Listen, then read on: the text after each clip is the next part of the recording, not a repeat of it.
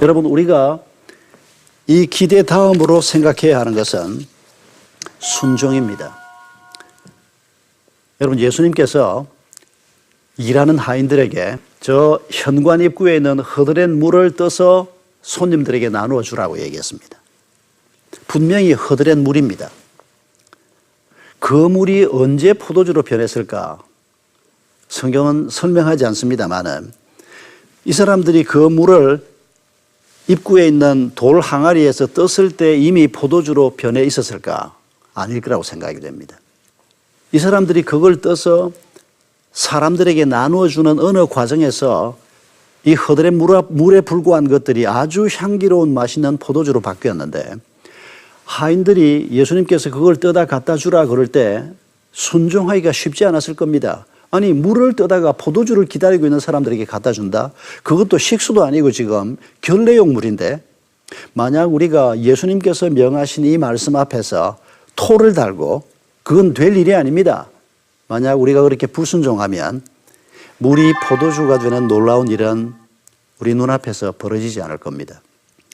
여러분, 우리가 하나님의 말씀 앞에서 순종하기 어려운 핑계거리는 얼마든지 있습니다. 예수 그리스도의 십자가 사건을 생각할 때 그 십자가가 내 죄를 사한다. 아니, 2000년 전에 나하고 아무 상관없이 죽은 그분의 피값이 내 죄를 사한다. 여러분, 이거 받아들이기가 참 쉽지 않습니다. 저도 어릴 때부터 교회를 나갔지만 안 믿는 가정에서 교회를 나갔습니다. 교회에서 예수님의 십자가 얘기를 들을 때마다 너무 믿기가 어려웠습니다. 아니, 그 예수님의 십자가 사건이 도대체 내 죄를 산다는 말이 무슨 말인가? 참 받아들이기 어려웠습니다.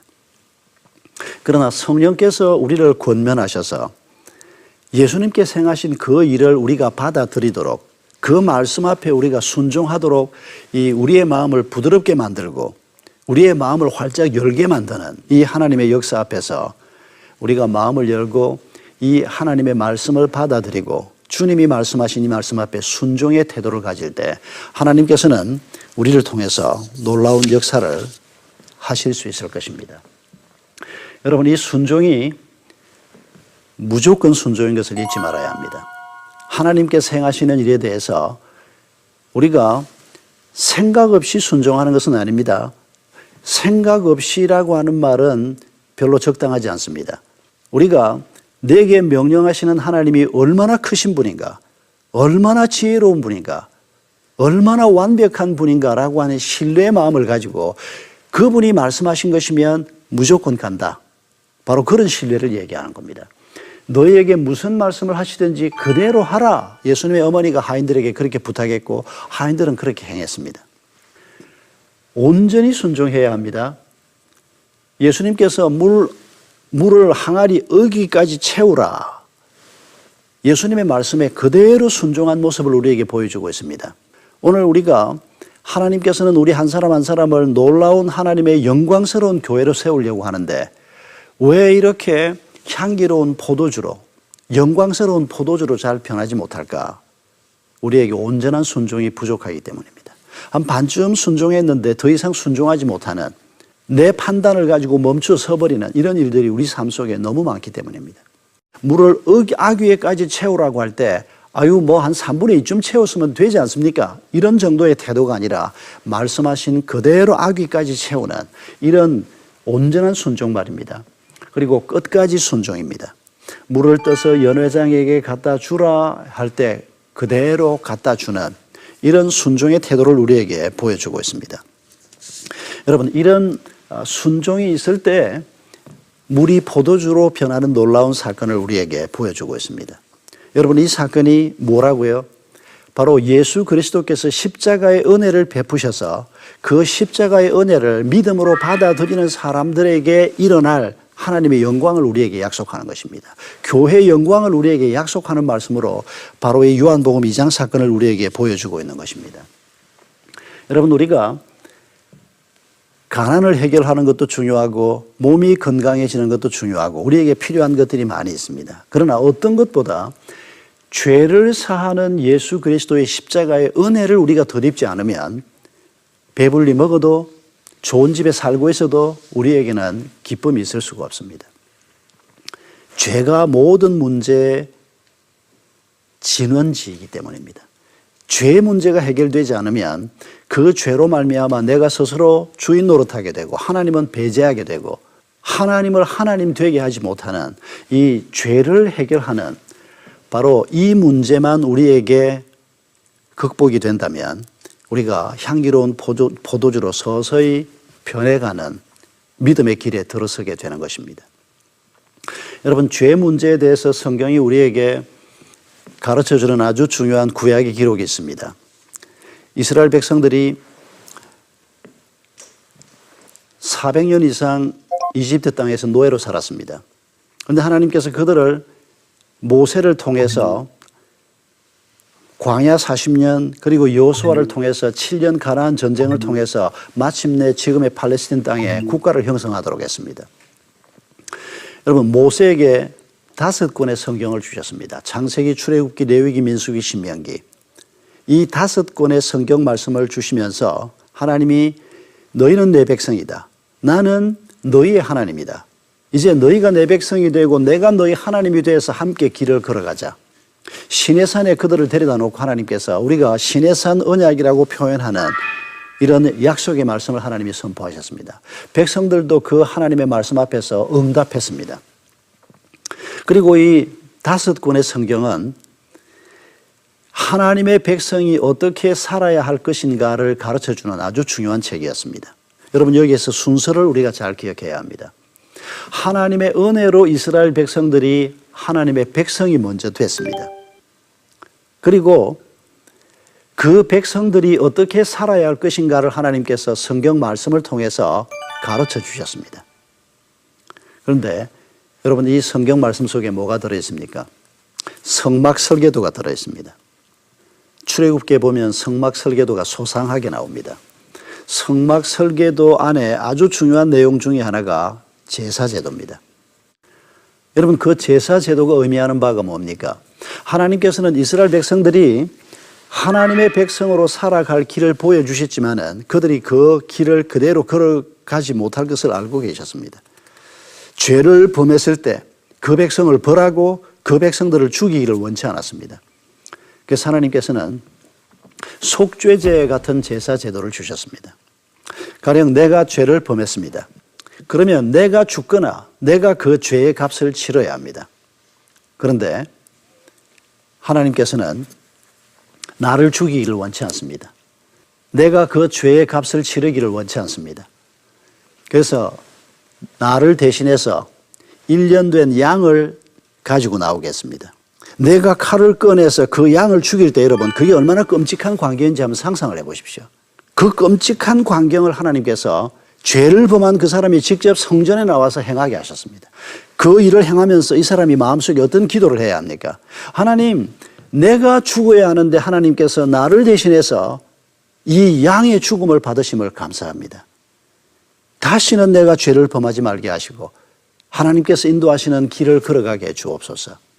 하나님께서 약속하신 것입니다. 앞으로 오셔서 우리의 죄를 대신해서 십자가에 달려 죽으실 메시아, 그분을 바라보면서 그분의 피가 우리의 죄를 살 것을 예표하는 이 짐승의 피를 하나님이 받으시면서 구약 백성들의 죄를 사하시는 것입니다. 오늘 신약 시대에 사는 우리는 이미 오신 예수 그리스도께서 십자가에 흘리신 그 피의 은혜를 우리가 바라보면서 그 십자가에서 예수님이 흘리신 그 죄의 값을 치르신 죽음이 바로 나의 죄의 값을 치른 것이다. 여러분, 이 은혜를 우리가 받아들이는 것입니다. 그걸 믿음이라고 얘기합니다. 이 믿음을 가지고 하나님이 행하신 이 구원의 은혜를 받아들이는 것, 이게 성령께서 이 땅에 오셔서 행하시는 일입니다. 성령이 행하시는 일이라는 것을 기억하는 것이 아주 중요합니다. 고린도전서 12장 3절을 보면 사도 바울께서 아주 중요한 얘기를 하나 하고 있습니다. 예루살렘에서 고린도는 꽤 떨어져 있습니다. 지중해 건너편 쪽에 고린도가 있는데 그 고린도에 사도 바울이 가서 전도를 하지 않습니까? 그런데 거기에 살고 있는 사람들에게 고린도전서 12장 3절에서 바울이 이런 말씀을 하십니다. 성령으로 말미암지 않고는 아무도 예수를 저주할 자라 하지 않고 주라 할 자가 없다는 것입니다.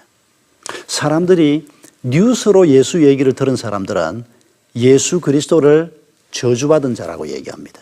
아무리 그가 훌륭한 사람이었고 아무리 그가 많은 사람 앞에 설교했던 랍비라고 해도 비참하게 십자가에 달려 죽었습니다. 그 소식을 듣는 사람들마다 그 사람 참 안 됐다. 그 사람 참 불쌍한 사람이다. 저주받은 사람이다. 그렇게밖에 말할 수 없습니다. 그러나 성령으로 말미암은 사람들, 성령께서 우리에게 그 예수 그리스도가 누구시며 그 예수 그리스도의 십자가가 의미하는 것이 무엇인가를 가르쳐주는 사람, 가르쳐주는 것을 들은 사람들, 그래서 성령으로 말미암은 사람들은 예수 그리스도가 내 삶의 주인 되심을 깨닫게 된다는 것입니다. 여러분, 바로 이런 일이 우리에게 벌어질 때 우리에게 죄사함이 일어나고 그 죄의 영향이 우리에게서 죽는 것입니다. 죄에 대해서 우리가 죽은 자가 되는 것처럼 죄의 영향이 우리에게 죽는 것입니다. 그리고 우리가 향기로운 포도주가 되는 놀라운 여정이 시작되는 것입니다. 여러분, 이 여정에서 성령의 역할이 대단히 중요합니다.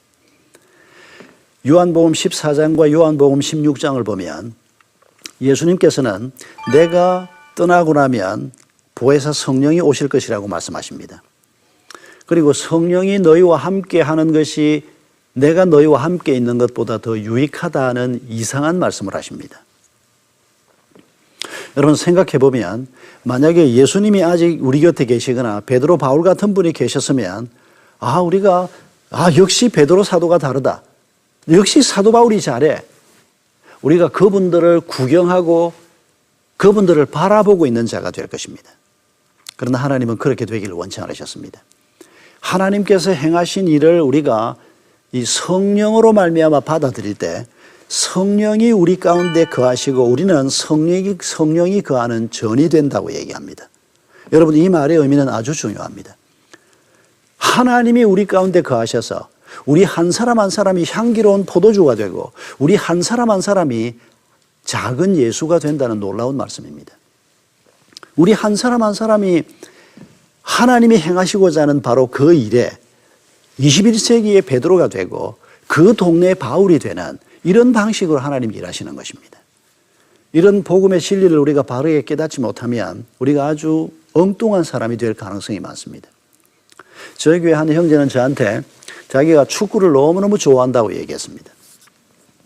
그래서 제가 그 형제한테 물었습니다. 일주일에 축구장에 몇 번 가냐? 안 간대요. 아니, 일주일에 축구장에 한 번도 안 나가면서 축구를 좋아한다는 말이 무슨 말이냐? 알고 보니까 이 친구가 축구를 좋아하는 게 아니고 텔레비전에서 축구 중계하는 거 보는 걸 좋아하는 겁니다. 프리미어 리그니 뭐니 요새 재미있는 축구를 얼마나 중계를 많이 합니까? 그건 축구를 좋아하는 게 아닙니다. 축구 보는 거 좋아하는 거지. 여러분, 신앙생활은 예수를 바라보는 걸 좋아하는 게 아닙니다. 예수님이 잘한다, 베드로가 잘한다, 그렇게 바라보는 사람이 아닙니다.